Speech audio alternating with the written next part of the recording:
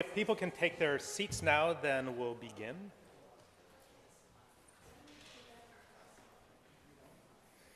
Okay, good. So as I've said, today what we're doing is we're wanting you to understand kind of closing the loop from perception to action, and we're not really worrying about planning, but there's lots of decision making that we're performing, right? Now, Luca did a nice job of setting the context in which, it's all in an embedded system is rooted in perception. So we need to perceive that environment, right? That in Luca's case, he particularly focused on the issue of localization and mapping, but more generally, he framed that as a form of Bayesian filtering problem, and then he talked about a number of techniques in terms of Bayesian filtering, right? What I'm going to do is to complement Luca's talk by also talking about the problem of perception, but I'm going to start from the bottom down, right? Okay, from going from goals and trying to track our goals, right? I'm also going to deal with how things fail and how do we deal with failure, right? Now, those will look like two very different problems, and in fact, probably the way that I'm presenting it will seem like a different problem. The techniques don't come together. But underlying this, you can view each of these problems as a Bayesian filtering problem. So the problem of localization and mapping is a Bayesian filtering problem. The one of being able to diagnose systems that are faulty is a Bayesian filtering problem. The one of tracking goals is a Bayesian filtering problem as well. Okay, so do you understand that? Now, in an hour and a half, I don't have time to teach you all the formalisms to have it kind of mathematically pull together. So what I'm going to be giving you is more intuitive and sometimes more ad hoc. But underlying that, think about the fact that this is a Bayesian filtering problem. I am going to be focusing on a logical formalism and then show you how the probabilities fit in a bit, right? Because we've kind of rooted ourselves in dynamics and probabilities, okay? But I want you to just kind of understand that context. And there are some related papers, right? That's just a subset. Feel free to let us know other things you have questions. So the part that I actually didn't get to, right, when we were talking about different paradigms in terms of programming is I did say that we want systems to close the loop on the goal, right? So we have this traditional notion of programming, right, where you write programs and the programs are open loop. They never write down the expectations because they assume that when you execute the programs, they're going to behave correctly, right? Or if they don't, then maybe some hardware has failed, you kind of back up and you move forward. So programming traditionally as in a non-embedded context, right, just assumes that the computer is really reliable. That's not true in robotic systems. So you want a different paradigm in which you need to articulate, or you want to articulate what your expectations are, and then you want the system to continually monitor that. We certainly saw that in the space domain, where in the space domain, anything could fail, right? So people program the system to be able to detect failure and recover from it. So they do deal with the fact that you're always suspicious. And they develop health management systems to try to be more suspicious. We really want programming languages to help support us, not have to hand code it in C or Python or whatever. Okay, so that's what I'm going to talk about in this tutorial. So in this case, we're going to say is when something doesn't happen where from the autonomous systems perspective or the robot's perspective, if the plan that it's trying to execute isn't behaving correctly, then how do we detect that it's not behaving correctly, and then how do we determine why it's not behaving correctly? Okay. I had introduced the notion of wraps, right? And in wraps, I highlighted the fact that it has a set of conditions for success, right? And a set of contexts. So these are things that we want the program and executive to be able to monitor, right? And a fair amount of work has been gone into once we have some declaration of what we expect, then how do we monitor it and how do we monitor it when? Okay, so that's what I'm going to talk about. Now I'm going to start by giving you an example. Hopefully the audio will work, right?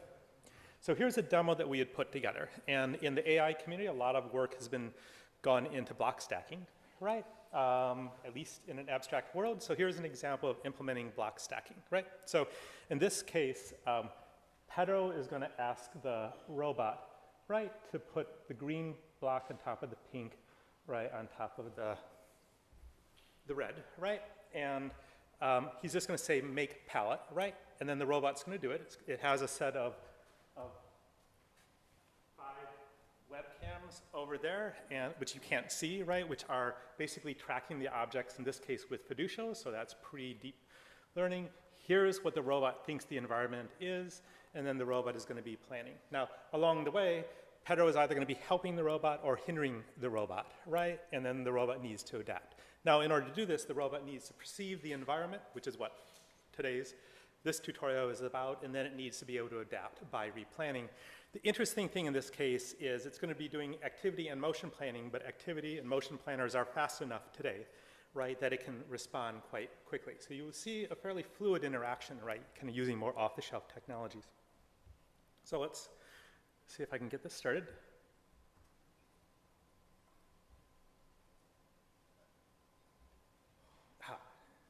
It's not gonna, you're not gonna be able to hear. I can hear it. Can you hear it?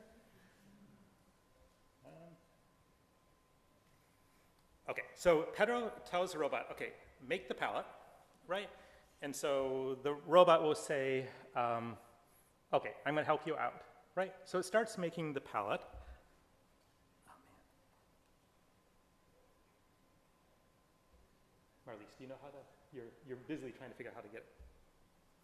Okay, so what Pedro said is that the robot finds that it can't find an object, right? So the robot says, help me, please, right? And so Pedro is helping out the robot, right?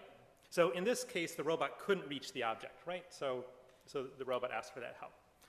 Now Pedro is kind of getting in the way. So what he's done is he's grabbed a box, right? He's moved it, right? So the situation that the robot expected, right, which is it had been arranging the blocks in a certain way, suddenly a block has moved to get in the way. So the first thing that the robot has to do is detect that something's going wrong. So the robot said, oops, I can hear it here, right? And then it replans and starts coming up with a new plan to recover. So if we play this out, then what would happen along the way is that the robot, right, as it finds out that it can't achieve, the world has changed to a state for which it can't move forward, it asks the human for help, right? If it's in a state where it's recoverable, then it simply replans. And then replanning and motion planning and activity planning is fast enough that you can replan. The thing is, it has to be able to monitor the environment, right? Which is the perceptual part of it, but also have to say what's the relevance to the goals, okay? So that's the first part of it, right? So we want the system to be able to monitor the goals and those states in the environments that we've created, right? Or that we care about, which help or hinder that. Okay, so that's the goal monitoring and the goal sub-monitoring task. Okay, so in our framework, an executive, in this case, is an executive, right? So it does task and motion planning at the upper level, right? In the lab that you have this afternoon, it's just making a set of choices, right? In the planner here, it was actually a generative activity planning, which is what you'll learn about on Wednesday. And then in order to execute the plan, it needs to monitor its goals, it needs to monitor the activities, the effects of those, and then it needs to monitor the resources that they're using, and then it needs to be able to schedule and dispatch the activities along the way, right? Which is what I'm talking about here and then Bob is talking about. Okay, so we're then focusing on the monitoring activity. Okay, now if you look at the monitoring was actually doing two different things. The first thing that it's doing is it's monitoring the achievement of its goals, right? It has a plan with a set of actions. Each of those actions has a set of preconditions, right? So you want to make sure that those conditions that you're expecting hold once you put the world in that state. So it's monitoring all those goals and sub-goals along the way. The second is that it's monitoring the resources, which in this case includes the cameras, right? So what I didn't kind of show you here is, as I said, we bought a bunch of cheap sensors, right? So we can either buy really expensive sensors or we can buy cheap sensors and then get robustness through the software. So in this case, the web cameras, right, tend to drop out a lot, right? So if you try to fuse that, then the corrupted data, right, means that you don't get a good pose estimate, right? And then if we showed you movies from back then the pose would just kind of shake all over, right? So what we in fact do is use a technique called hybrid estimation. And what the hybrid estimation does is for each camera, it's constantly trying to diagnose, is that camera working or not? And it's assuming that there are intermittent failures. So it's estimating a belief state, which is the likelihood that that camera is broken. And for those cameras that are broken, while they're broken, it drops out those cameras and ignores them. The net effect is that you get a state estimate, which is much more robust. Okay? So that highlights that if you go from the problem of executing a plan to sensors, then we certainly have the part that Luca talked about, right, which is classical estimation, mapping, and so forth. But there's a bridge between that, right, and executing the plan, which is one, monitoring the goals, and two, monitoring the hardware. Okay, so that's what I'm going to talk about in this tutorial, right? So I will talk about first, how do I monitor sub-goals? I'll just present that within a logical framework, right? But we could do a probabilistic framework as well. And then I'll talk about how do we diagnose the hardware, right? And it turns out that you can view those as case studies or applications of some more general algorithms. And in fact, one of the big problems in diagnosis is a very large state space, hundreds and hundreds of components, each of which can fail, all of them can fail. So your state space, if you had 100 components and 3 failure modes, right, would be 3 to the 100th. So your belief state is absolutely enormous. So the question ends up being is, how do you navigate that enormous belief state or that huge hypothesis state? It turns out that the process of diagnostic reasoning that came in the diagnosis community, it's called a conflict-directed search, is a very useful technique for navigating very large state spaces in general. So I want you to kind of understand conflict-directed search, right? And then if you look at modern SAT solvers and modern constraint satisfaction solvers, they all use some form of conflict learning to try to speed up its search, okay? So whether or not you care about diagnosis or not, hopefully the techniques will be useful. So let's kind of dive into goal monitoring. So I'm going to take a simple example, right? So we have a program, right, to manage a volcanic eruption, right, which should be kind of an uncertain environment, right? And this program says it's just a simple sequence. So we want the UAV to launch. We want it to fly to the base station. We want to pick up a med kit. We then want to fly to the hikers and then drop off the med kit to the hikers, okay? So we have a program, or we can think of it as a plan. A plan is just a simple program, right? And it's a sequence of actions, in this case, RMPO, because you're going to be using RMPO later today. Okay, or a earlier variant of RMPO. Okay? Now, for each of those actions, right, we have a command dictionary, and we know for each action, what its preconditions and effects are, and we can use that to set our expectation in terms of what we expect as the program is being executed.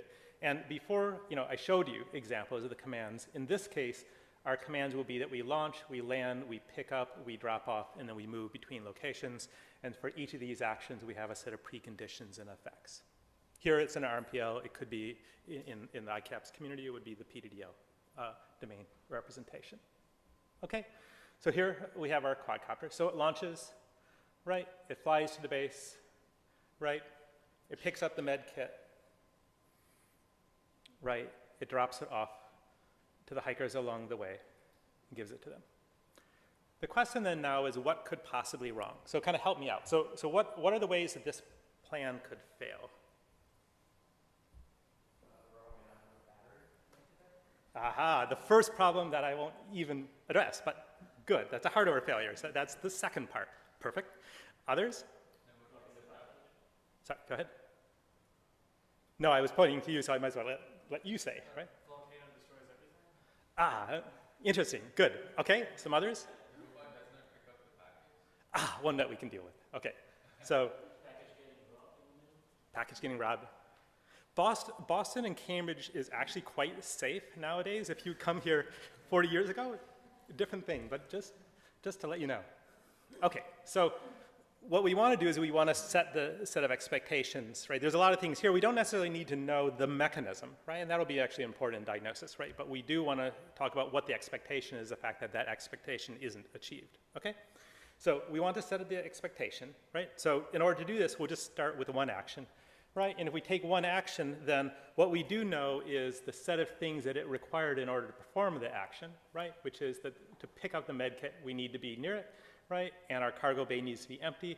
And we know that what it produces, right, is the effect of that action, right, is, right, that it has the med kit and the cargo bay is full. Some of those will be relied upon by other actions. Some of them are just consequences that we really don't care about. We have to figure out which one of these are relevant, okay, and when. So we'll take all our actions. And so if we take all our actions, then every action, we know that we want to execute that sequence of actions, right? In order to do this, we have a set of preconditions for those actions. So we need to know that those preconditions are established, right? So that's something for us to monitor, right? And we do know that just before we perform that action, we do need that precondition. So we could just check when we're executing the action, is its preconditions satisfied? And that's called action monitoring. So for example, suppose the quadcopter fairly early on drops the med kit, right? Then at the point that we get to executing, give the supplies to the climber, then the quadcopter can say, oh, shoot, I dropped it somewhere, right? And it can go back and it can do a long search. And we can use adaptive sampling and all those techniques to try to find the kit, right? And that's what a technique like action monitoring would do. This is just a really simple thing, is just before you execute it, right? The thing that we want to do is we want to be able to detect that the failure occurred much earlier, right? In order to do this, we need to be able to say, when do we expect when is it important for the robot to be holding the med kit? At the point that we know that it's important for it to be holding the med kit, we can monitor that, right? We can keep watching. And if at some point along the way somebody steals that med kit, so we did get stealing in there, right? Then what we can do is we can immediately kind of respond. So what's important in execution monitoring is we want the system to be able to detect failure as early as possible, giving the system more latitude to respond to it, okay? So that's the problem that we have here, right? Which is, but in order to do that, what we need to be able to do is to be able to set an expectation of what are the conditions in the world that are important to maintain, and then once we do that, then we can use a whole suite of techniques to try to estimate that state. But it's really the issue of relevance here, okay? Okay, so in order to decide when to monitor, right, let's start again with one action and a set of preconditions, right? So we know that those conditions need to be true. What we need to do is to say, in our plan, when did we expect those conditions to be established, right? Who's establishing them and at what time? And then once that action's performed, then we can monitor it, okay? And that's the notion of causal link monitoring, okay? So the idea in causal link monitoring is that you constantly check preconditions, right, for those desired effects which once they've been established, okay? But in order to do this, we need to understand the time window under which those conditions are established and need to be monitored, okay? So if we look at this example, right, then what we said here is that we have Q is going to give the med kit something needed to provide a med kit. So we need to look at these actions and identify which action is actually establishing that condition. So it turns out that Q pick up the med kit establishes this condition, right? So we establish a link from the action which produces the effect, which is then consumed by another action. And we'll refer to that as a causal link. Likewise, we can do that for each of the other effects, okay? So what we're basically doing here, right, is that for every precondition, we're identifying an action which establishes those preconditions, and that will always be another action, or it'll be our initial state. Each of those links is called a causal link, right? So we establish a set of causal links, and those causal links tell us, right, that our plan is complete, that there is a set of conditions which will establish all our goals, right? But it also tells us those conditions that we need to monitor. So simply put, right, that once an action has an effect which is consumed by another action, then this causal link becomes active, and we simply monitor this causal link until that effect is consumed. And so in the block stacking, that's all the robot was doing. It established these causal links, and it was monitoring its causal links. As soon as something changed in the world, it would adapt. If something changed in the world and it didn't matter, then it didn't need to adapt, right? Right, so in this case, right, if you pick up, right, the med kit, then as soon as it's dropped, right, then the causal link monitoring will say, aha, that's a problem, right? On the other hand, right, and this is an issue of time window in terms of jokes. How long is the time window of Brexit jokes, right, in this case, right? But I don't think Daniel, my colleague from London is not here right now, so, but Sarah, so what's the time frame of Brexit jokes? In London, I would tell more US jokes, but here I'll do it differently, right? So, but the point here ends up being is if there's conditions that change in the world that aren't relevant, right, then the system knows not to pay attention to this. So this gives the system some ability to do focus. Okay? So then the process of causal link monitoring is simply you first extract the set of causal links, right, from a plan or for a program. Then once you do this, then you monitor those by identifying which causal links are active, which ones are inactive, and then for the active ones, that establishes a set of conditions or states that you need to monitor, right? So your estimation is focused on estimating those conditions. So in this case, what we do is we track the causal links along the way. Now, intuitively, right, so these lines are the points at which we've just executed an action, right? So where the state of the world will have changed. The set of causal links which are active are basically those causal links that this line has gone through. So in this case, we have 3 causal links whose conditions we need to monitor. Here, again, 3, 2, and 2, okay? Now, the maintenance of those conditions is fairly easy. So here, for example, when we begin to execute our plan, we have 3 causal links that initially are active, right? After executing, Q pick up the med kit, right? Then 2 causal links, right? Their conditions are consumed as preconditions of this action, so we can remove those 2 causal links, right? Then the effects, right, establish the condition of 1 new causal link. So we'll add in that condition, right? And then we just keep doing that update, okay? So in this case, it's not deep rocket science, so to speak, right? I mean, it's a fairly simple mechanism, but the reason I'm talking to you about is not because it's complicated, but because it's really important, right? That it does have that fundamental notion that a system which is performing a task should set up a set of expectations, and then your perceptual capabilities or your monitoring capabilities should be guided based on that subset as a focus, right? And then in terms of adaptivity, right, the system needs to be able to have that warning, right, and then the ability to replan. Okay, so that's the notion of goal monitoring, right? Okay, and that was fairly simple. There's actually quite a bit of work that you can do where you talk about probabilistic monitoring. You can also talk about those contexts where, for example, we've done work where a human and robots are working together. The human isn't controllable, so you don't know exactly what plan, right, the human is doing. So in this case, the monitoring system sets some hypotheses of the different things the human could be doing. And then, so that's kind of a family of possible plans that the human will be doing. And then you use the same kinds of ideas here, but what it will be doing is to kind of monitoring, given that these are the different things the human could do, then is the world established in a way that you can support them? Based on how the world has changed, you may actually infer what the task the human is doing, right? Or you may say, well, I'm not sure, so I need to help out, right? But in order to do this, you really need a probabilistic framework, right, where I'm just giving you a simple logical framework. So if you go deeper into the research, then you will see more of a probabilistic framing of this problem, managing hypotheses on the space of possible plans. Okay, so now I'm going to look at the problem of diagnosis, right, and the problem of diagnosing the hardware. And that turns out to be a more subtle problem and a fairly rich literature in that area, like kind of rooted in the 80s. The example that I'll give you will be a spacecraft example, right, that I had worked on a long time ago, right? And the initial example was a spacecraft called Cassini, right? Cassini is now gone, right? But it was a bit younger when this started. So Cassini was exploring the Saturnian system, right? You know, it's a several billion-dollar mission. Was considered to be a flagship mission. And in a flagship mission, you have one spacecraft which is managing a whole slew of science instruments. You want that spacecraft to be robust, so there's a lot of work and resources putting into making the spacecraft robust. And the way you do this is you add in a lot of redundancy, right? Okay, so here's the engine for Cassini, and the reason it's important is I will give you an example just a little bit later where I'll ask you to diagnose a spacecraft engine, but you guys will be all experts by the time I'm finished. So in this case, you have some fuel and you have some oxidizer. They'll combine together in the main engine to produce thrust. There's a catalyst bed where you heat up the catalyst bed, right, and then you provide fuel and oxidizer. Here there's actually 2 engines, and the reason why is that if one of them is faulty, then you can use the backup engine. In fact, there's lots and lots of valves here, right, and these are ladder networks which basically allow you to work around leaks and work around clogs, okay? So there's a huge amount of reconfigurability in these systems. Here's the kind of the reaction control system which rotates it, and there's a fair amount of redundancy in the reaction control system as well.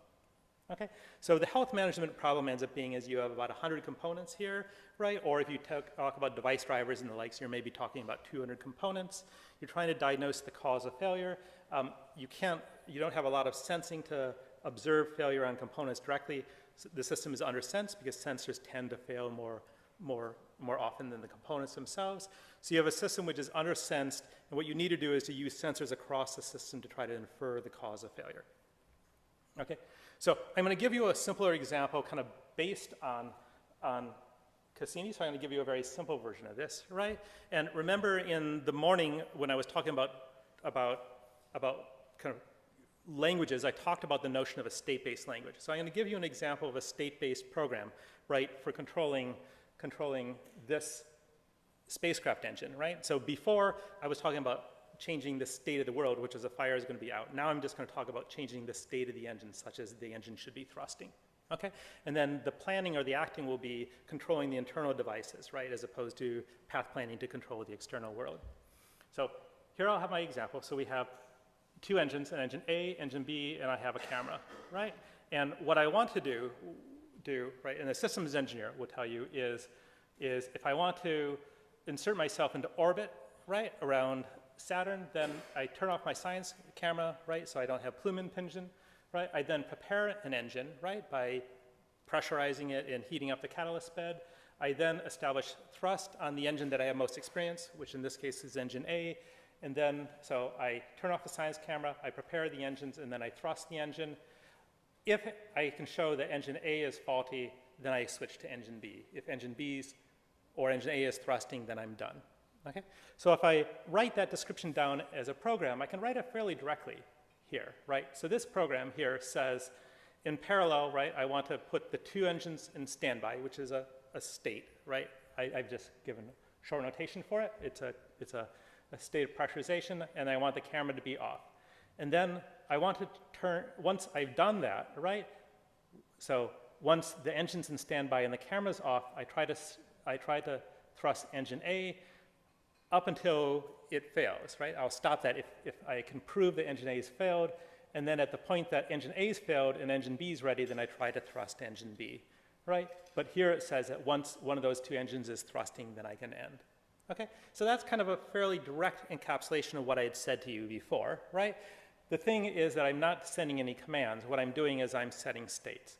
So in blue are the states that I'm trying to set, which is the two engines are in standby, the camera's off, engine A is thrusting, engine B is thrusting.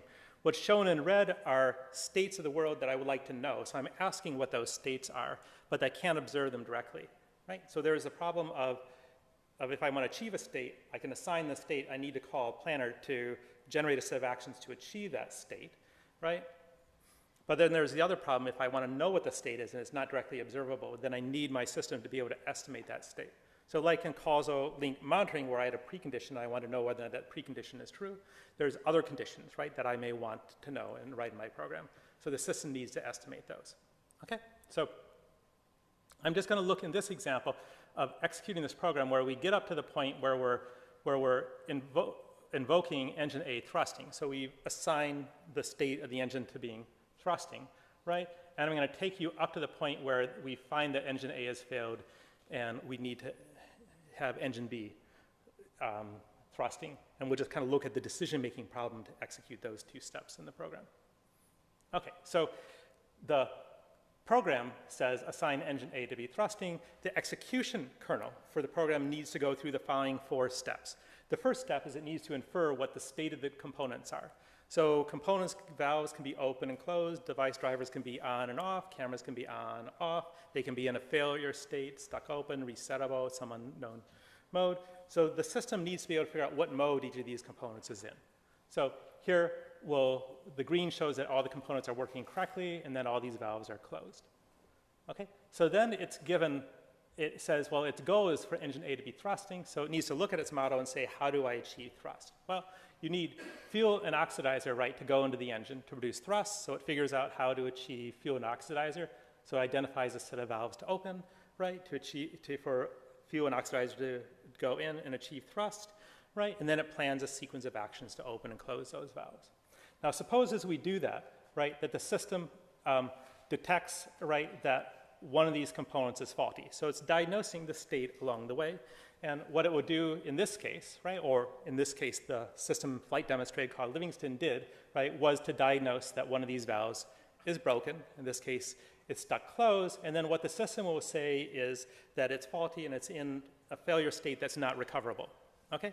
So at that point, our program had asked, let me know if it's faulty, and it can't recover from it.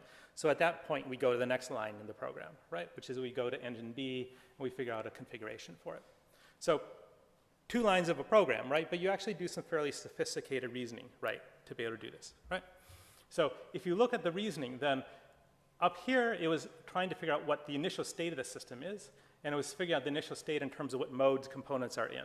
Right? In this case, it was performing diagnosis, right? In that case, it's trying to infer what the failure modes of the system are. So both of those 2 stages are some form of estimating modes, right? If you look at these 2, then it was trying to reconfigure the engine to produce thrust. Again, actuating a set of modes. And in this case, it's repairing, right? Which again is reconfiguring modes. So what we can say is the underlying problem here, or is what's central to it, is inferring the modes of the system, and then figuring out how to reconfigure the modes. Once you have a target configuration, then there's a planning problem, which is what's the sequence of actions to achieve those modes. But at the first level, we need to be able to figure out, given a set of observations, what mode is the system in, and then given that we want some behaviors such as the engine thrusting, then what modes will produce that. So I'm going to look at the mode estimation, the mode reconfiguration problem here, and then later we'll look on planning, right, in 2 days. Okay? So that's what the game plan is. And this isn't just fictional, right? So there were 2 different systems developed to do this. One was called Livingston. The other one's called Titan. Livingston was part of the flight demonstration on Deep Space One back in '99. So it would do mode estimation and mode reconfiguration, right? Titan is just a more capable version of that. And if you look at the experiment back on Deep Space One, right, then here are some examples of the system's ability to do diagnosis and recovery, right, over about a week period of time before it did its asteroid flyby, right? So in this case, right, it diagnosed that a camera was stuck open, right? You couldn't turn off the camera, right? So the power draw was too high for the plan, which was a navigation maneuver. So what the system did was it replanned, right, with using less resources. That's kind of like what you see in Apollo 13, where they had a reduced set of energy, right? The next set of experiments were just kind of typical failures that it would recover from, right? So it diagnosed that a device was faulty, but it was a resettable failure, so it would just reset the device. You didn't have to reestablish your high-level operational plan. You just did a local repair. It also detected that a sensor failure was broken. Often sensors fail, so it would just recognize that that was uncertain, right? And then it would continue with its nominal plan. In other cases, it would exploit functional redundancy. So because there's multiple ways to do something, rather than repairing it, what it would simply do is it would reconfigure the system to work around the failure. Okay, so those are kind of some of the common ways that you deal with failure, right? You replan, right? You fix, right? Or you reconfigure the system to work around the failure. In order to do any of those, then you have to be able to infer what the state of the system is. So that's what I'm gonna further talk about. Okay, so now to do that, after Luca's tutorial, then you guys are all experts in Bayesian filtering, right? Okay, or I saw when Luca said, how many of you know Bayesian filtering? Then most of you did know Bayesian filtering, right? So, and those of you who don't know Bayesian filtering, you know logical inference, right? So who both doesn't know logical inference and Bayesian filtering? Cool, so each of you will understand half of this.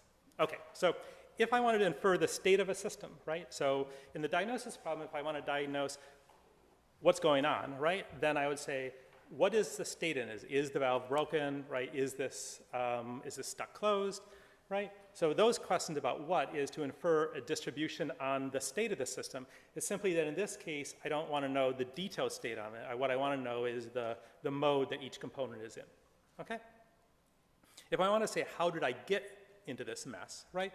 Then I want to know what's the sequence of state changes which led to this failure state, right? And often that will again involve a sequence of mode changes. So I can view the problem of diagnosing what's going wrong and how it got there into a form of Bayesian filtering, right? You can think of it as being smoothing, filtering, prediction, right? But in this case, what I'm doing this is over modes. Okay, so you can apply all the mathematics you know in terms of Bayesian filtering, and you could apply them here. Okay? The thing in this case ends up being that the belief state is very large, right? So as I said before, if you have 100 components and you have 3 modes that each could be in, then that's going to be 3 to the 100th states. If I enumerate those states and then estimate the probability of each of those states, then that's going to take an awfully long time. Okay? So rather than doing this, I have to do some approximate approach, right? If I didn't know that much about the distribution, I would use some sampling-based approach. I would use a Monte Carlo sampling, right? But Monte Carlo sampling, while fairly robust, is very expensive in terms of the resources that it takes, right? So we don't want to do that, especially when the thing I mentioned earlier was we had 2 megahertz of a processor to try to solve this problem. So in this case, what we can do is to exploit the fact that the distributions are not uniform distributions, right? Single faults are much more likely than double faults, are much more likely than triple faults. We have a prior expectation in terms of this distribution, right? So we can exploit that structure, right, of the probabilities in terms of doing the diagnosis. Okay, so a lot of the problem ends up being is how do we enumerate those states or failure states, mode assignments, right, which are a priori most likely, and then how do we update them? But then that update can use standard kind of approximate versions of standard update techniques, okay? So what we're gonna do is we're gonna talk about approximations where we either enumerate the most likely belief state or the most likely trajectories, right, to get there in the case where we'd be doing something more like Viterbi. Now, when we talk about a state is going to be, for every component, what mode is it in, right? So a state will be an assignment of modes to 100 components, right?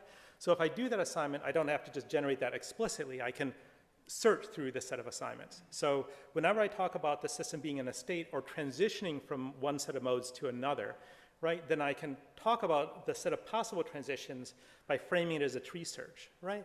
And then I can use that tree in the process of navigating what's the most likely transition, okay? So in doing this approximation, I am going to think about this as a problem of, I have a factored state space, right, and I'm going to do a combinatorial search to try to find the most likely transitions, okay? And in that case, a lot of work has gone into trying to enumerate the most likely or the key most likely assignments and doing that efficiently. And what I'm going to do is I'm going to teach you about one technique for doing that enumeration. Now, in those cases where you're talking about a system, I mean, kind of the simplest notion of a system is you have a system and things fail, right, but they statically fail, and you try to estimate what modes those are in. And I'll go into the algorithms for doing that in more detail. Often systems don't stay put, so they change, right? So it can be the case that I have an intermittent failure, and in the case of an intermittent failure, something may transition into a failure mode and then move out. So those are really annoying, right? You always say, well, just break completely so I can deal with it. So one of the challenges in diagnosis is dealing with intermittency and tracking those over time. Filtering allows you to do that, but you have to deal with the fact that things can intermittently fail. The other thing is that failure tends to be, in more subtle problems, hidden in the noise, right? So in those cases where it's hidden in the noise, you have to extract the signal or the symptoms from the noise, right? We know, and we know from Luca's tutorial, common filters, for example, are good at trying to extract signal from noise, right? The dynamics tells us more information that we can use to prognose failures. So we're going to need to leverage those dynamical models and those techniques, such as extended common filtering, to help us in the diagnosis process. Okay? And I won't have time to go into that in detail, but at least let me kind of point out that there's a lot of work in what's called hybrid mode estimation or hybrid diagnosis. And let me just give you a simple example. So this is a NASA example that we worked on. So this is an ecological life support system.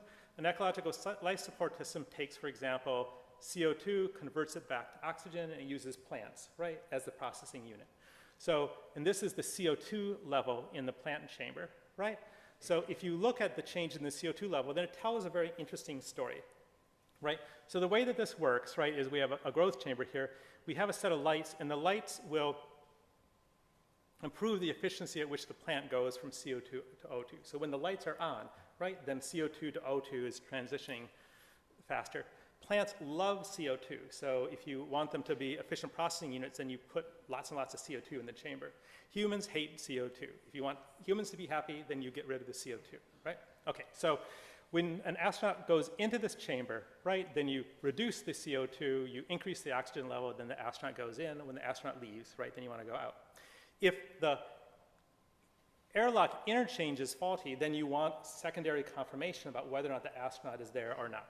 So you can tell here, for example, that over here, right, the astronaut has come into the chamber, right, so we've dropped the CO2 level, right, but then we notice the net effect, right, of the, it's hard for me to see from the angle, right, so here you see, right, where the crew member enters the chamber, and because they're producing more CO2 than the plant then is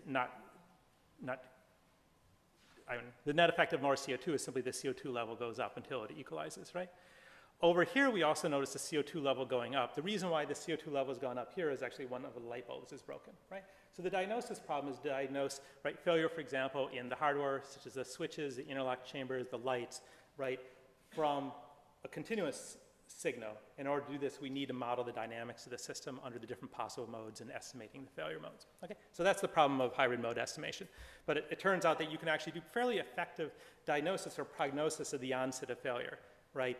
If you can do estimation with the hybrid models, the problem will be twofold. One is, how do you deal with the dynamics, right? And things like extended common filters, right? Unscented common filters help you out on there.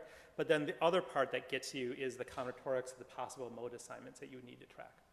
Okay, so here's an example of a hybrid system. So in this case, we have two modes. So we have a device which is nominal and failed. We have a set of dynamical equations, right? In this case, right, they're nonlinear equations, right? Describing the behavior within each mode, right? So here's the corresponding Bayesian model for it. And then the way that we do hybrid mode estimation is we track the most likely mode sequence of the system.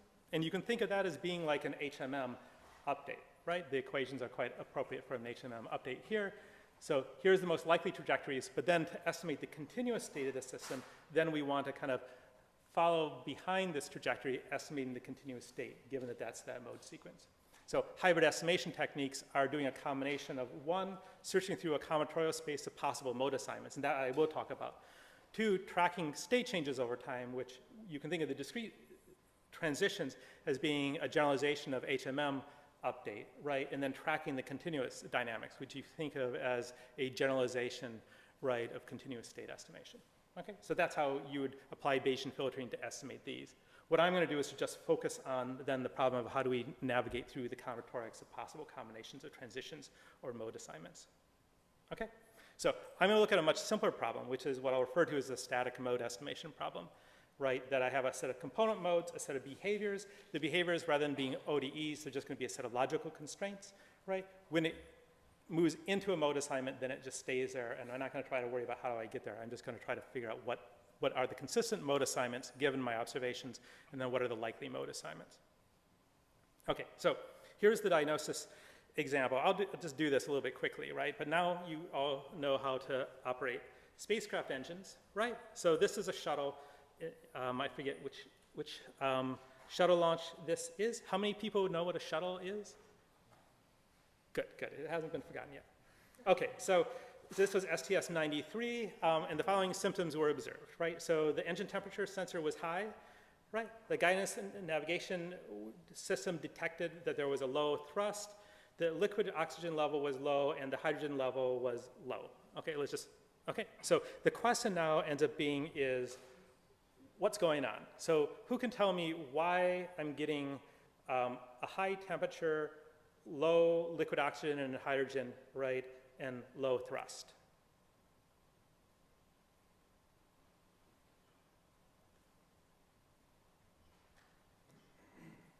Go for it. Maybe the temperature sensor is inaccurate, so it's not putting enough fuel and oxygen in because it thinks the temperature is higher than it is. Okay, so it could be that the temperature sensor is faulty, right? Now we need to explain why the liquid oxygen and the hydrogen are low and why the thrust is low. And I could have 4 sensors that are broken, right? But that's a quadruple thought. Well, but if the temperature sensor is high, maybe the system was like, oh, we should put less fuel and oxygen in because it's already burning hot. I don't know. No, that's good, and you were brave to kind of do this, so that's cool. So, I mean, that's the way you have to do this, right? So that's a hypothesis you kind of go in through, right? And then you think about what does it explain, what doesn't it do, and then you try to refine it. So can somebody help out? Maybe one of the valves, the oxygen level valve is broken. Okay, good. So leaking? Yeah. Stuck. Stuck. Okay, so but my liquid oxygen level is low, so I've consumed more than I thought I would have, right? Go for it. Fuel mixture wrong or running rich. Okay, so I'm running rich, and what's the net effect of running rich? So you would have, you'd be running more fuel, but you wouldn't get as much thrust. Good. And the temperature? I think that depends on the mixture, but it could be higher based on the mixture. I don't know.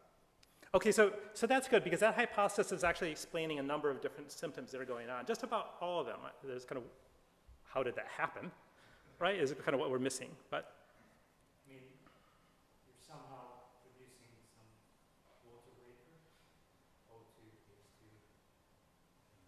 temperatures up, combine it. cool.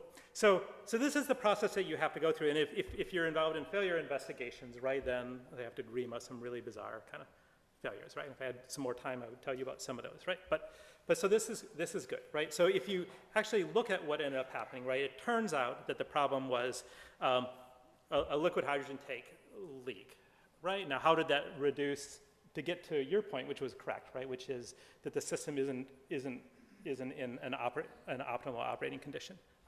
So there's an additional piece of information that you would, to be able to fully explain the causal mechanism, you need to know, right? Which is that the liquid oxygen, or the liquid hydrogen is playing two roles. One is it's being used as a fuel, right?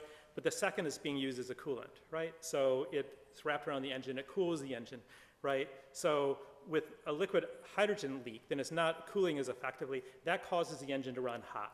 Because the engine is running hot, it starts, one, thrusting too low, and two, it starts consuming too much oxygen as well as the hydrogen, okay? And then your oxygen level is low. Okay, so that explains everything.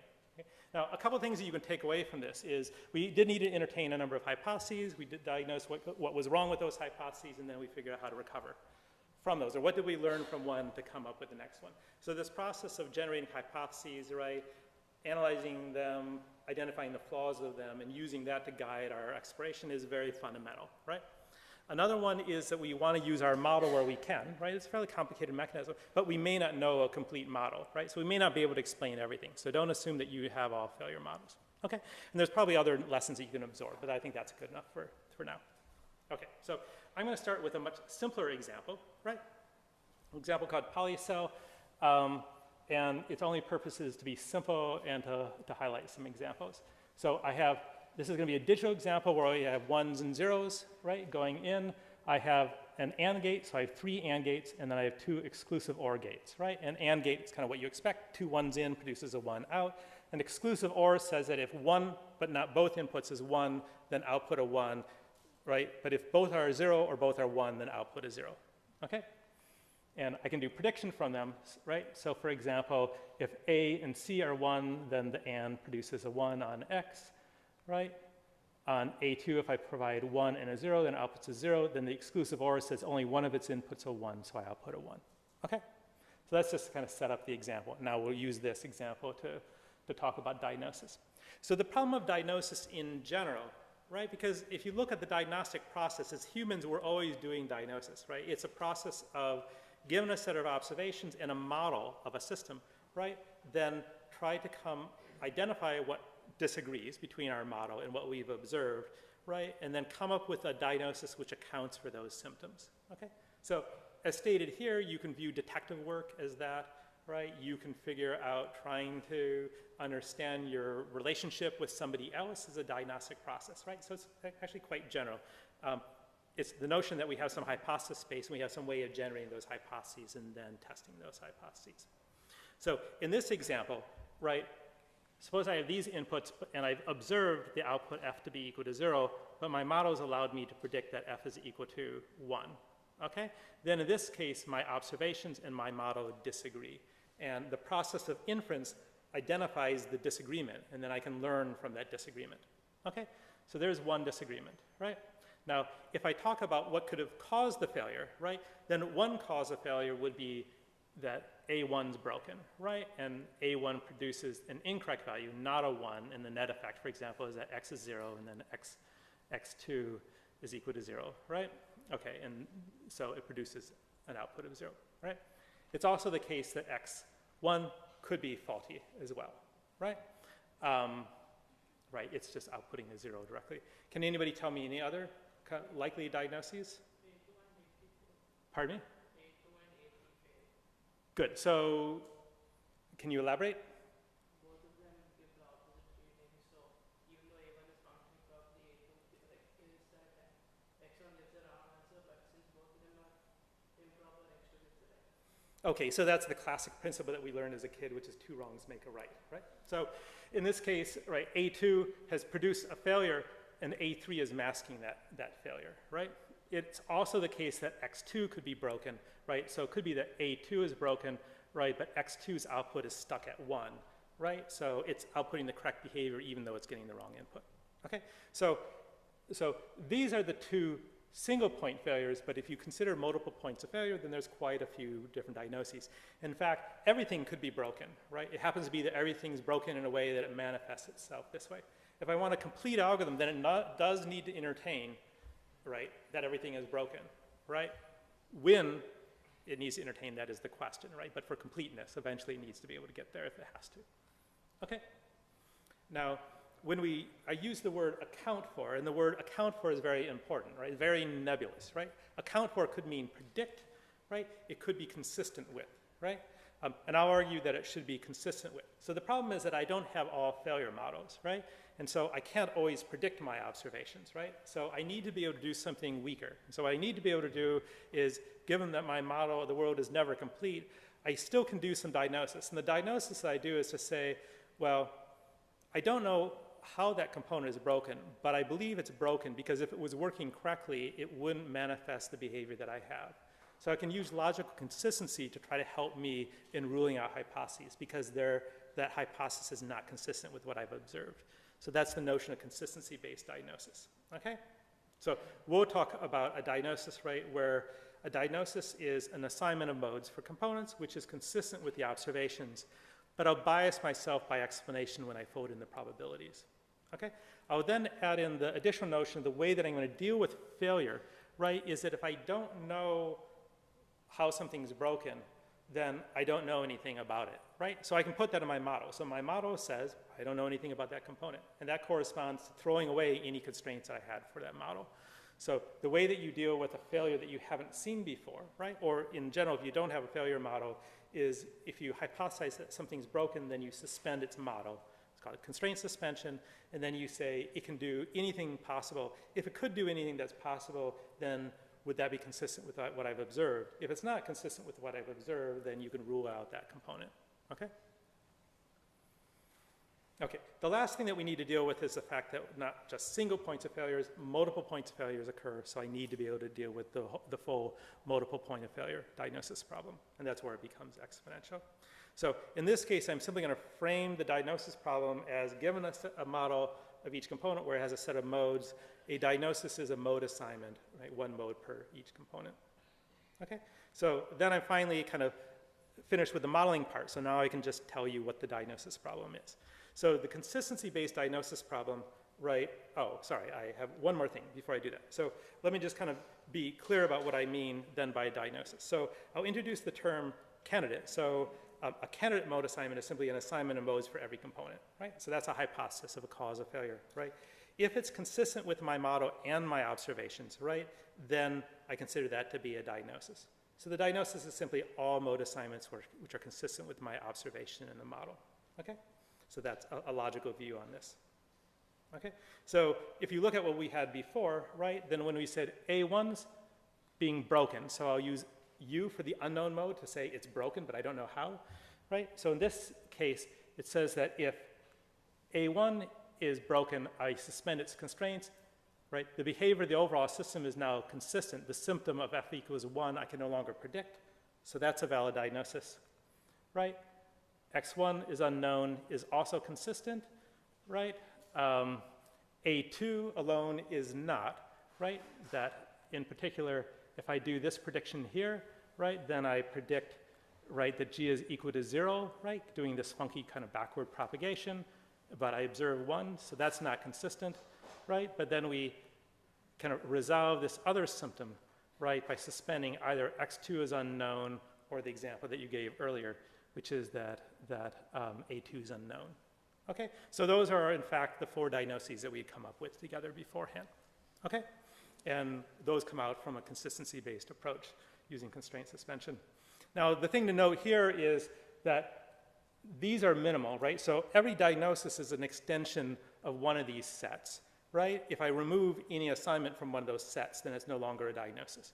So it turns out that if you generate what's called the minimal diagnoses, that's a compact representation of all possible diagnoses. And those link into concepts of prime implicant, and I'm not going to cover that here, right? Okay. And then it's the case that if you can generate the minimal diagnoses, then all extensions to minimal diagnoses are diagnoses. So I can frame the diagnosis problem with just generating the minimal diagnoses rather than all of them, okay? If I want a compact representation.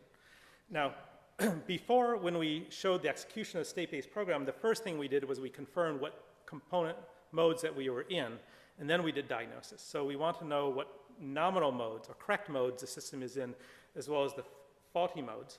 We also don't want to just say things are good and unknown. We want to be able to incorporate failure models as well. So we just generalize the notion of modes. So we'll have multiple modes in our behavioral description. Some of those are describing different ways that something will work correctly. Some are telling us the known failure modes, and then we'll always add in this unknown mode as well. Okay? In those cases, the mode estimation problem, as opposed to the diagnosis one, is simply to estimate the modes of the system in general. Okay?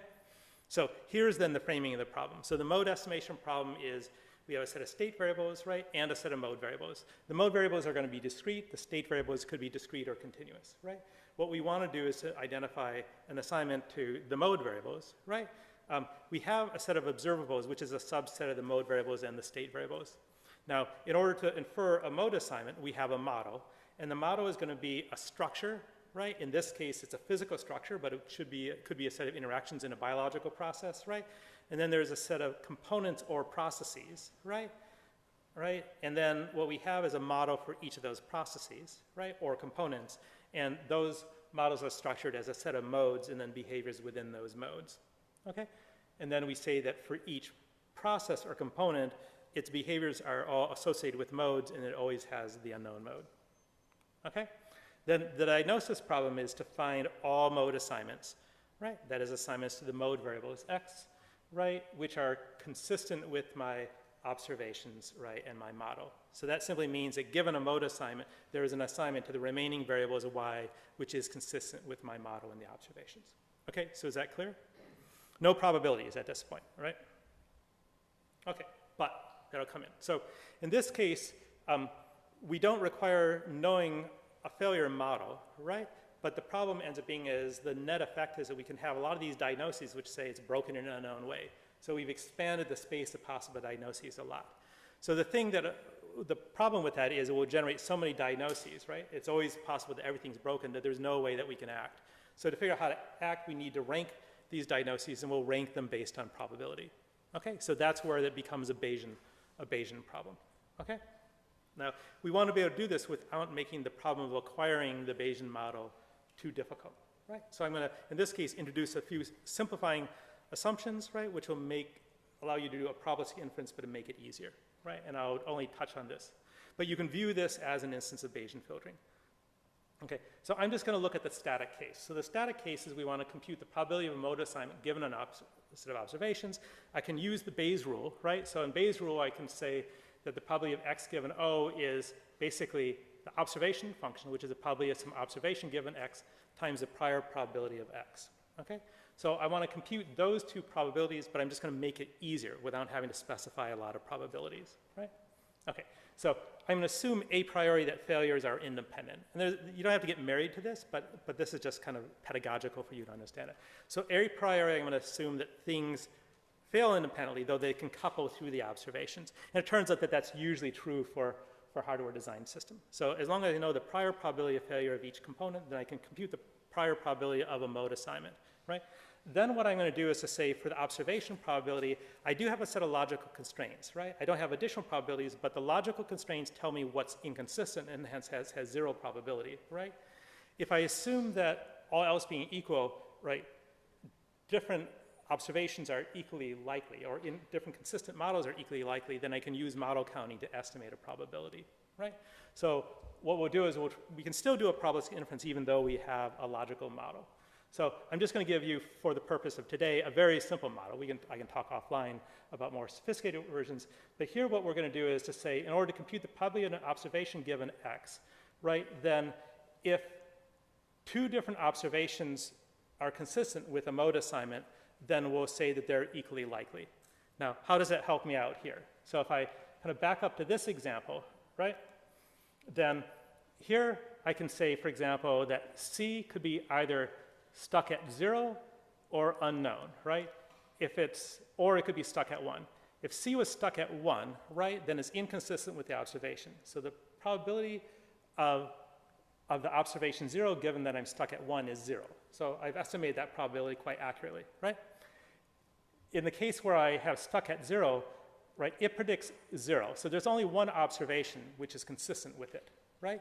If I said that C was unknown, then it would be consistent for the output to be 0 or 1. So my probability estimate is I would say that the probability of the observation given U is 0.5, while the probability of the observation 0 for stuck 0 would be 1, okay? So that's how I've estimated these probabilities here. So what ends up happening is that there's, just by using a model counting, then there's a bias towards prediction, right, or versus mere consistency.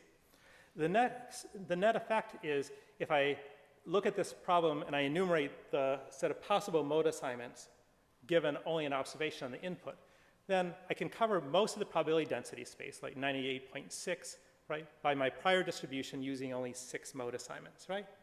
Once I observe, right, that the output is 0, then I rule out that everything is okay. That's inconsistent, right?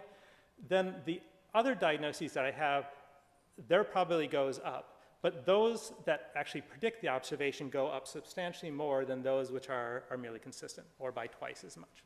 Okay?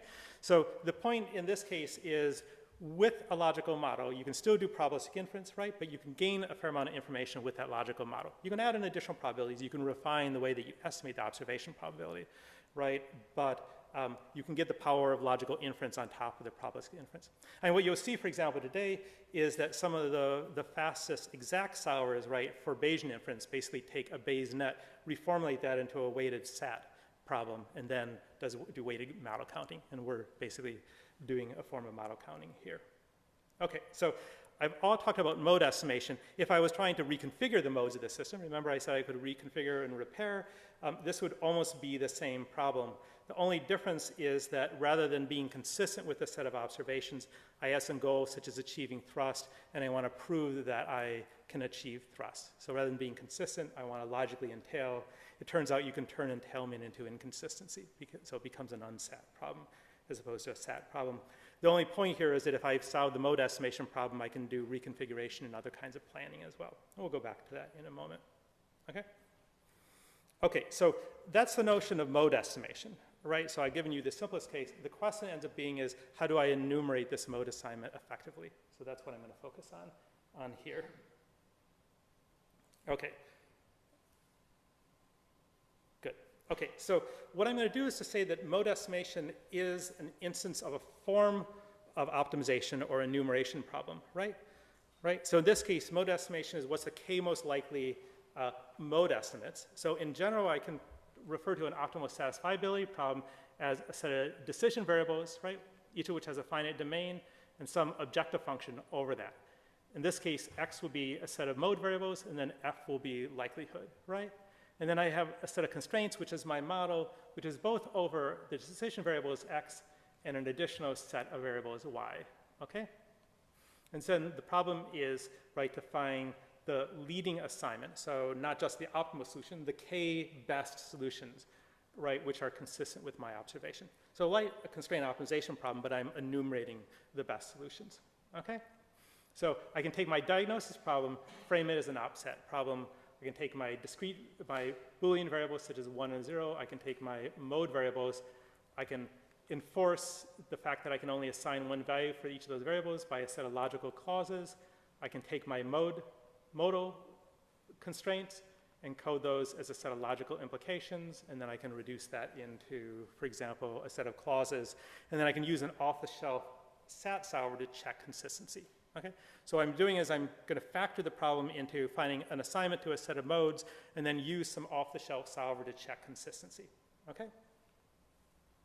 And we can use different kinds of models and different constraints, right? So it'll turn out that we can use these, we can frame diagnosis and planning and reconfiguration problems all as optimal satisfiability problems. But let's go back to how we're going to solve this. So the way that we're going to solve this problem, right, is kind of captured by a quote from Sherlock Holmes. And the idea was that when you've eliminated the impossible, then whatever remains, right, however improbable, must be the truth. So the idea here is that what we do is we generate a plausible hypothesis. We test it when it's inconsistent. We then try to refute it. We identify the cause of the failure of that hypothesis, and then we use that to generate the next hypothesis. So the process, right, of enumerating a set of candidates or diagnosis is one of generate the most likely candidate, test it for consistency. If it's inconsistent, then summarize the reason, which we'll refer to as a conflict, and then we'll use the conflicts to lead down to the next hypothesis. So the identification of conflicts and the use of conflicts, right, to lead to the next hypothesis will be key. So here's a simple example of it in operation. So in this case, I have an engine where I have observed that the pressure on the engine is nominal, and I have a zero flow here, and the acceleration is 0. But I don't know if my model of the system working correctly is inconsistent with that, so I assume initially that everything is working correctly in this configuration. I immediately identify that if these valves were, in fact, open as I said they were, then I should get a flow, but there's no flow, hence one of these components needs to be broken, right? So I've already learned, based on this observation of 0 flow, that at least one of these components is broken. I then come up with a hypothesis, right, which allows me to get around that conflicting piece of information. So I'll pick one of these, and I'll assume that it's stuck closed, right? I'll take whichever one's the most likely, and so I'll take this one. Okay? I then say, well, this is stuck closed, and I test that hypothesis. That kind of explains the 0 flow, but it doesn't explain why these two pressures are nominal, but I have 0 acceleration. According to my model, if these two pressures were nominal and the acceleration was 0, was that if these valves are open, these two pressures were nominal, then I should observe an acceleration. I don't observe an acceleration, hence one of these valves must be broken. Okay? So at this point, I've learned two different things. One is that one of this chain of components must be broken. I've also learned that either one of these 6 are broken. The single fault hypothesis would tell me that one of these 3 things here is broken. So already in 2 steps, I've kind of isolated my diagnosis down to focusing on 3 components, right? So I can pick one of them, right, which is most likely to fail, and then check consistency. So in this case, your state space is quite large, but it turns out that if you simply go from most likely to least likely hypothesis, testing them along the way, and use the knowledge that you've learned, then you can very quickly, never in more than about 10 steps, come down with the correct diagnosis, even though the state space was absolutely enormous. Okay? So now I just want to tell you the algorithm which emulates that reasoning. So we're going to do the venerable generate and test, right? And I'm just going to focus on the generation process, right? So generation is going to come up with an assignment to the decision variables, right? It's then going to ask some consistency checker to test it for inconsistency. And if it's inconsistent, what that consistency checker is going to say is it's this subset of assignments. It's these choices that you made which lead to a logical inconsistency. So it always returns the smallest partial assignment which is inconsistent, and we'll refer to that as a conflict. The generator will then use these conflicts which are fed to it by the tester, right, to try to figure out what's the next best hypothesis. Okay, so let's just see it on this example. So let me just illustrate the concept of a conflict. So here we use these 3 components to predict f is equal to 1 when we have observed 0, right? So logically what we can say is f is observed to be 0, but it's predicted to be 1 if A1, A2, and X1 were okay. Hence, by reductio ad absurdum, it can't be that all 3 of these are okay, right? One of them must be broken. So we've learned that it's inconsistent for these 3 components all to be good, and conversely, we can resolve this inconsistency by saying that one of them is broken, okay? So the conflict is simply a minimal partial assignment which leads to inconsistency, okay? And a resolution is a change in one of the assignments which resolves the conflict, okay? A second conflict we have here, right? So if we just look at these 4 components and apply the inputs and these observations, then we get an inconsistency over here, right? So there's this funky little reasoning where we say that A1 predicts X to be 1, but we've observed F is equal to 0, hence X1 needs to be 1 as well, right? Even though A2 would be predicting it 0, right? Then if Y is 1 and Z is 1, we would predict 0 on an output, but we've observed 1, okay? So those 4 components working together is inconsistent. So that partial assignment, right, is a conflict, and we resolve that conflict by making one of those things not good, okay? So if I want to resolve all the symptoms that I've seen, then I can take all the conflicts that I can extract, right, and then resolve each of the conflicts, right? So in this case, what this says is I had 2 conflicts here. I can resolve both of them by assigning X1 to be unknown or by assigning A1 to be unknown, because X1 equals unknown appears in both, and A1 unknown appears in both. Or I could resolve each of them separately by picking A2 to be unknown, and then either X2 is unknown or A3 is unknown. Okay? So to generate the diagnoses that you came up with, what I could do is I could just identify all minimal partial assignments, which are the conflicts, right? Then given the conflicts, I can basically do a covering to generate these, which are my minimal diagnoses, or what in more general are called kernel assignments. I don't want to do that, right? Those in the worst case still could be exponential, but I'll use that as guidance, right? So the way that I'm going to do my search is I'm going to do a best first search over possible mode assignments, right? But I'm going to use the conflicts to help guide the search. So what I'm going to do is I'll first take the covering of the conflicts as a form of tree, and I'll search this tree in best first order, right? Once I've covered the conflicts, then I've resolved all the symptoms I know about. I then have to decide what the assignment is of the other modes of the components, and so I'll just use their prior probability to decide what their assignment is. Okay, so for each of these leaf nodes in the covering of the conflicts, right, I can just generate a tree of all possible unassigned variables, okay? And then what I'm going to do is I'm going to do a best first search over this hybrid tree until I come up with a candidate. Once I come up with a candidate, I'll check consistency. I'll see if I discover a new conflict. If so, then I'll fold the conflict up into this layer and then keep expanding, okay? So here's just kind of how it works in action. So initially, I'll start with no conflicts, right? Everything is good, and I'll start assigning modes, right? So I have no conflicts to resolve, so I'll just start expanding. And I'll just expand in a best first order. In this case, it's more likely for something to be good and unknown. That will give me a candidate assignment, which is everything is good. Okay? I'll now check consistency, right? I call my SAT solver, and it checks consistency, and it says this is inconsistent, and it gives me a minimal subset of the assignments which produces an inconsistency called the conflict, right? I then pass that to the generator. So the generator now has a conflict, which is that X1, A1, A2 can't all be good. The resolution is for one of them to be unknown. So I do a best first search to cover the conflict, right? And it tells me that this is one's most likely, that it's most likely that A2 is broken, right? If I had shown you the probabilities, it then does a best first enumeration, given that assignment. My next best candidate, right, is that is that A2 is broken and nothing else, right? It then checks consistency. Now remember that A2 alone wasn't sufficient. We had to mask it, even though it may be more likely a prior to fail, right? So we check consistency, we get a conflict, which is a second conflict, right? Now the master, right, has to cover both of these conflicts, so it expands its generation. In this case, it's shifted that what's more likely is that A1's unknown than A2's unknown in one of these other components. So it tests A1 being unknown for consistency, right? It completes the expansion. Its hypothesis is A1 is unknown. It checks consistency, and then it's done. Now at this point, at the beginning of the search, it's learning things. So it's learning these conflicts, right? The more conflicts it gets, the more focused it gets. So at this point, for this simple toy example, it's actually discovered all conflicts. So everything that it generates at this point is a valid diagnosis. So at this point, it only gives you diagnoses, right? And it will give them in rank order. Okay? And then you just stop it when you've covered enough of the probability density. Okay, so that's the idea, right, in terms of the conflict-directed A-star algorithm. And I'll just kind of switch over from this.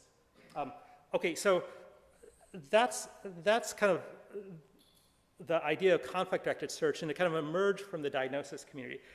As you tell, it really doesn't care, the process I talk about here really doesn't care about it being diagnosis. It simply says that you are searching through some space of possible candidates. They could be candidate plans, candidate mode assignments, or the likes, and it's testing consistency and is trying to learn from that, right? So what's happened over the last 20 years is there's been a lot of attention to both SAT and then constraint satisfaction solvers, right? And so a lot of the recent advances, well, not so recent, like the advances of the last 20 years in terms of SAT solvers being very efficient is that they began to incorporate different types of conflict learning within the SAT solvers. And that's allowed the SAT solvers to be very efficient, right? In those cases, they're just checking consistency, or they may find the optimal solution. In this case, we're talking about doing an enumeration, or in the constraint satisfaction community, you've seen that as well. So OPSAT likewise has been enlarged, right, to solve a whole wide range of constraint satisfaction problems. In those cases, sometimes you want to find only the single optimal solution as opposed to enumerate the n most likely. In those cases, doing a branch and bound search is probably better than a best first enumeration. But not only can you learn when something is inconsistent, but you can learn when something is suboptimal, or you can learn bounds or the like. So you can take the idea of conflict learning, and the research community has expanded the notion of different kinds of conflicts that learn.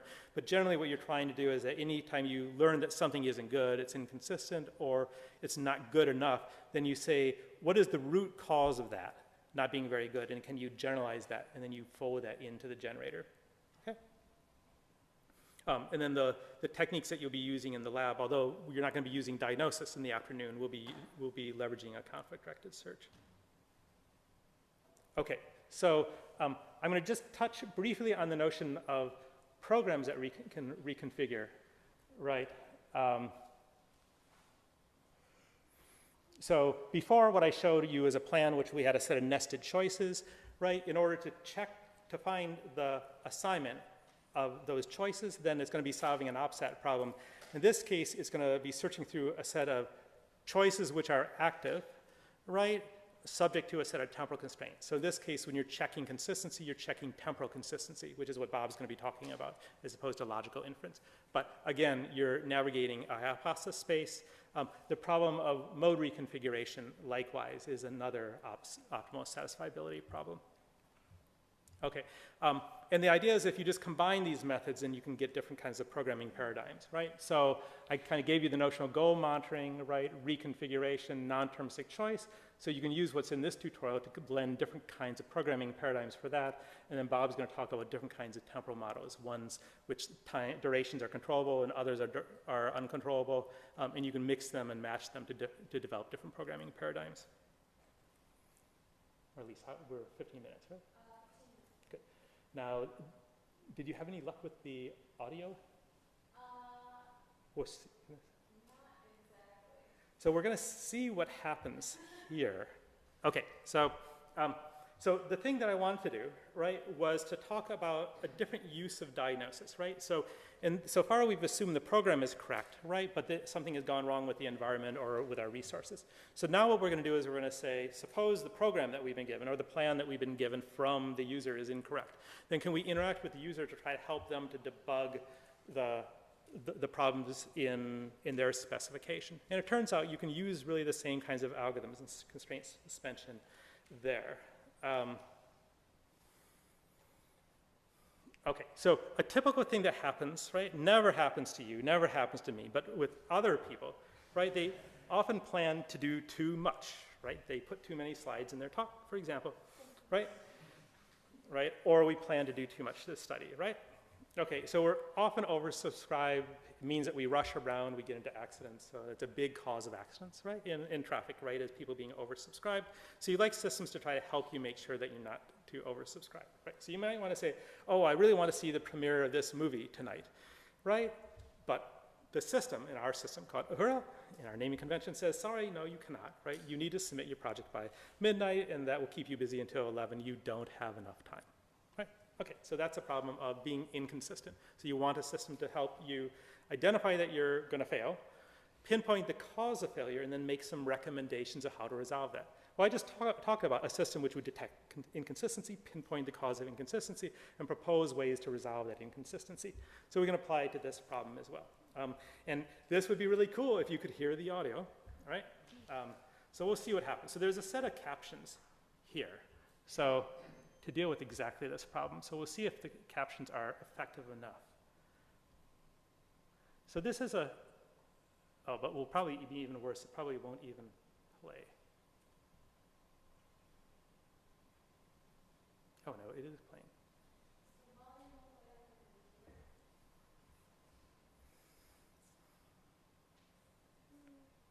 This, would it be so easy as that? Maybe it's as easy as that. Try this.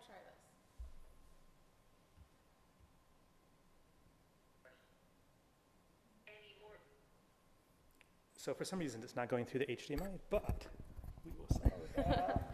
Perfect. That's all the way up. Okay, So let me set this up. So Boeing has been a great collaborator, right, and has been funding us for the last maybe about 15 years, and keep coming up with these really cool concepts, right? One of the concepts they said is they had been working with NASA, right, on an autonomous dual-mode vehicle which can fly, right, and can go on the road. And they said, suppose you have that as an autonomous vehicle and you want your dad and your mom to buy it, right? Then if you go to them and say, would you fork over the money and become certified pilots, then the answer will be no. So instead what you want to do is to come up with a robotic air taxi driver, right, which will safely drive you around. So they said if you had something like that, then what would it be like to interact with using the different kinds of planning capabilities that you develop? So it'll be doing task planning, contingency planning, motion planning, right? But it will also help the user at the beginning in terms of negotiating their goals, right? So here's just a demo of that. And I'll cut it off at some point, but I want you to look at the dialogue at the beginning. I want to go to the Boeing company. Any more preferences? I want to be there in 3 minutes.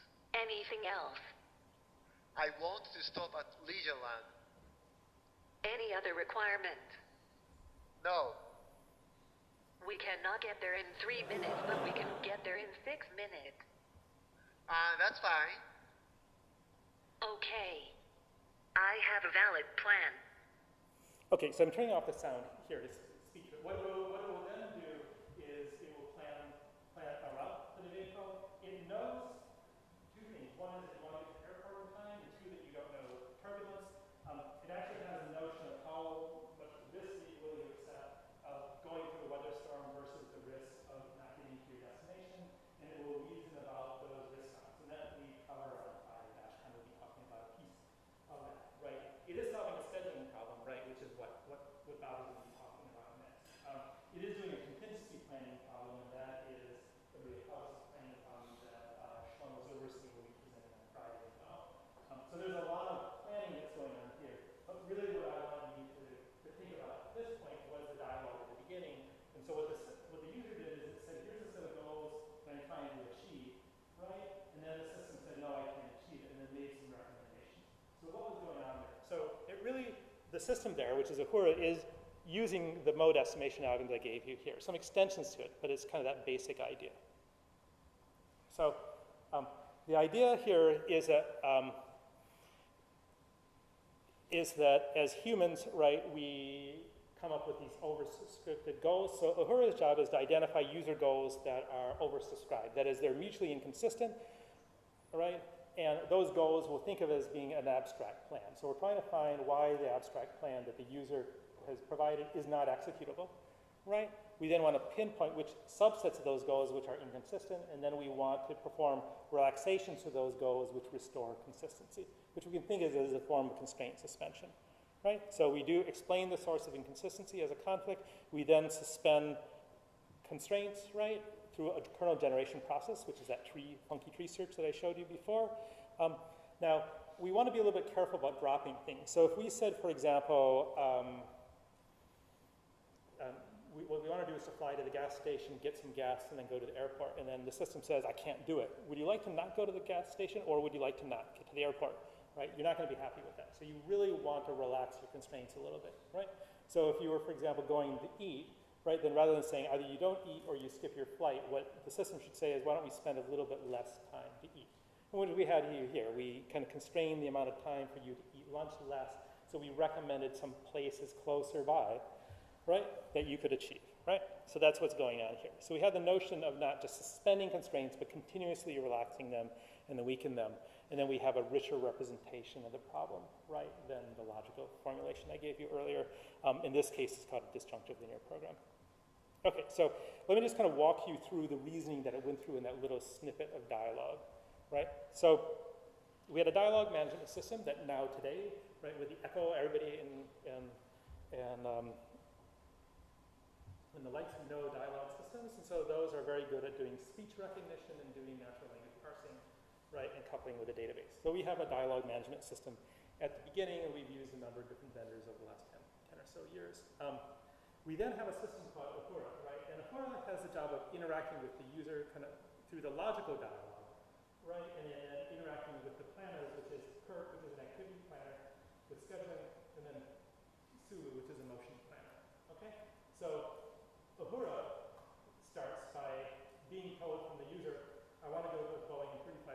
and it starts assembling a plan, a temporal plan, right, which is a record of the dialogue, right?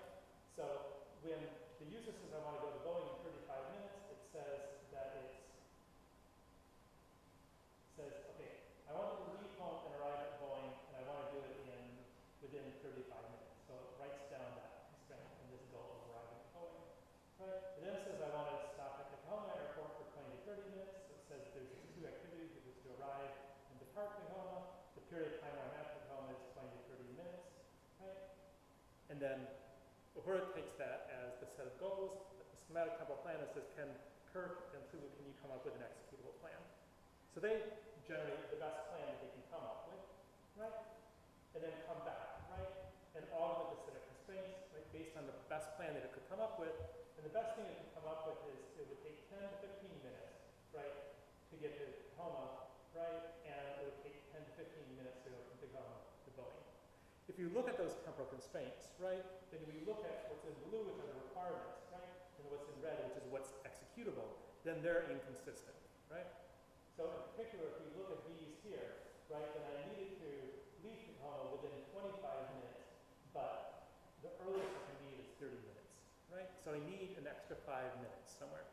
So that's my conflict, right? The way that I can resolve the conflict, right, so here's where the system says I got a problem, right? Okay, so a way that I can get the extra time, right, is by adjusting, right, the amount of time, for example, of staying at Tacoma so that I gain an extra 5 minutes by allowing myself to leave 5 minutes earlier, right? So the system said, okay, right, can I shorten this by 15 minutes? The user said no, right? So then it tries to find another relaxation, okay? So then it said, okay, well, the other constraint I can adjust is this one. So I'll do is I'll allow myself to leave an extra 5 minutes, right? And then the system says, well, does that resolve all conflicts, or are there other conflicts? Checks consistency and identifies that there's another conflict here, right? It needs to resolve both of them, right? So it adds in 5 minutes here as well as 5 minutes here, and then it comes to the user and says, well, can I have that extra 5 minutes? Okay, so that's the kind of conflict vector search that's going on. Now, if you expand this, then there's lots of different adjustments that you can make, right? So you could, in this case, I'm adjusting the time. You could drop activities, you can adjust time, right? You could assume more risk. So if the system is assessing risk, then it might not say it's infeasible, it would say it's too risky. And then it goes back to the user and says, do you want to assume more risk, or would you like to do the following things which will reduce the amount of risk, right? You can also talk about different venues you go to, right? So, and I'll show you this in the final movie. We could say for lunch, I would recommend that you go to Clover. So I'm going to Clover, right? But given the amount of times that you have, then what I would do is to recommend the food truck, right? So I picked something which is kind of similar in terms of style, but is more feasible with respect to time. So I can talk about who's performing the task or where I'm going, and I can relax those. And that's what we refer to as relaxation. So relaxation techniques have been developed by ourselves and others to expand to this fairly rich space. Not time to tell you about all kind of the algorithmic stuff underlying it, but I just wanted you to have a sense of it. So with that, let me just kind of give you this one last example. We'll use the same approach to audio.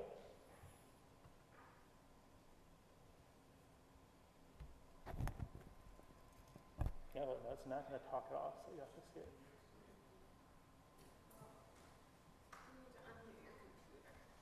Right, of course. Sorry. Period on time. Here is an alternative. Go to Pike. Eddie, I will stop. The PTS. That's more loud than you'd really like it to be. Okay, let's see. Is ready. I will stop at a gas station first, then take you to a 4-star restaurant before going home. How much time do you have for this trip? Complete the trip in 9 minutes. I cannot complete the trip on time. Here is an alternative.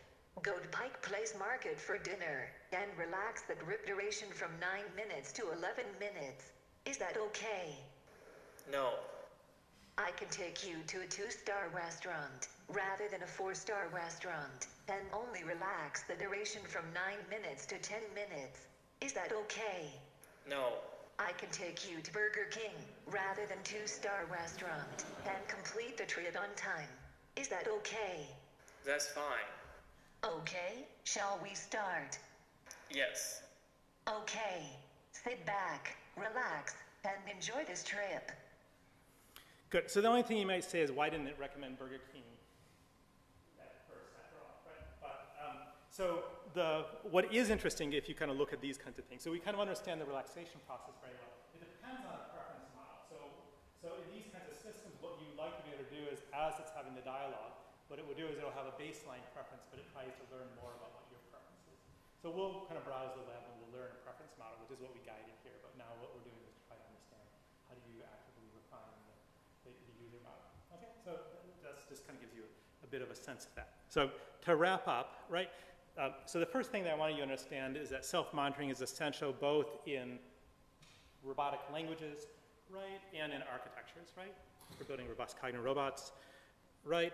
That causal link monitoring is a way to try to identify what is relevant with respect to the task that you're performing, and then telling you what your estimation technique should be focusing on. Probabilistic mode estimation allows you to diagnose component failures, right, that will lead to your actions failing because it's a failure in the resources that you're relying upon.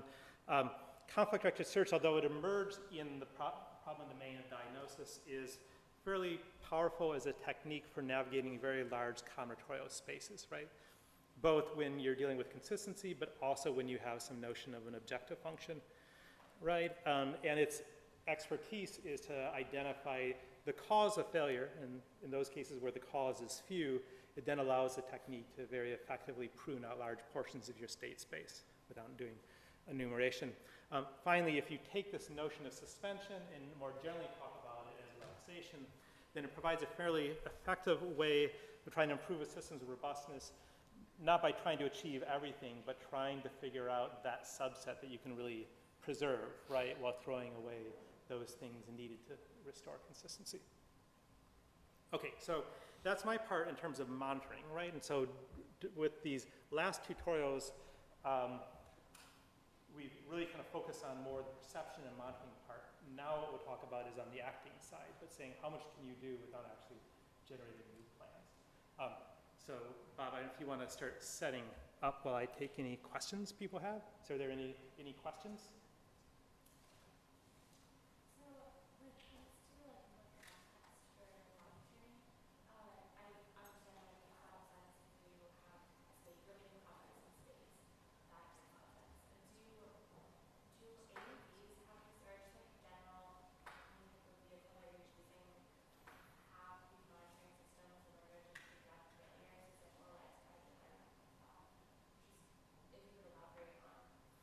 So is your question what's the state of the art of practice today? Yeah, like how many systems have this set up? So if you look at today, right? I mean, so you would not see much of this out in practice, right? I mean, it is the case that well, let me say it in two different ways. So it tends to be the case that when things get boring from the research lab standpoint, there's about 20 years before it's interesting enough to put it out into practice. So there's sometimes where there's accelerators, right? I mean, it's surprising people are actually talking about autonomous cars because when we talked to Ford and GM 5 years ago, they said it would never happen, right? So these discontinuities, right? So that process tends to be slow. If you talk about systems which are self-diagnosing, right, then that would tend to occur less because they're kind of like a rate repairman at one level, right? People are going to invest in terms of behavior over systems to deal with failure, right? What you will see is, on the other hand, that conflict-directed search techniques, which is really the heart of diagnosis, you will see in most modern solvers today, right? So what is different than the kinds of things they do something which would be called causal learning, right? Which is a simple version of these things, but those you'll see very widespread, right? So you will see that a lot, right? In terms of using these things, for example, in the context of the dialogue, right, that I just gave you, right, then that resonates a lot with a lot of companies, right? Because you can, a lot of people can see, well, gee, my personal assistant or my app would help you. In those cases, it's kind of beneficial because you can see direct use, right, as opposed to it dealing with failure.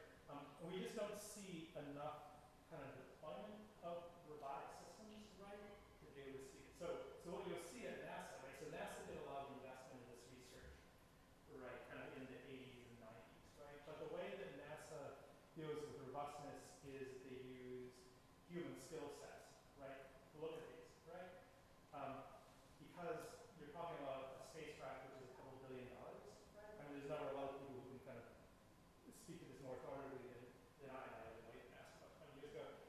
But in those cases, the cost of failure is so high that it's worth having humans looking at these things carefully. Okay, so I guess if you can't get that direct, like, human contact, like if it really far off, then it makes sense for the system to self-monitor. Well, so part of just the one in terms of systems having the ability to fail, right, is the first thing you see within robotic systems is can they perform at all, right? And then can they perform in the field? And then how much does failure influence it, right? So a lot of what you've been seeing over the last 20 years is just can you get robots to be useful, right? But the last 10 years, like Kia systems, all these, they're becoming to be useful, right? Then you have to talk about, now that they're useful, what are the issues of safety, right?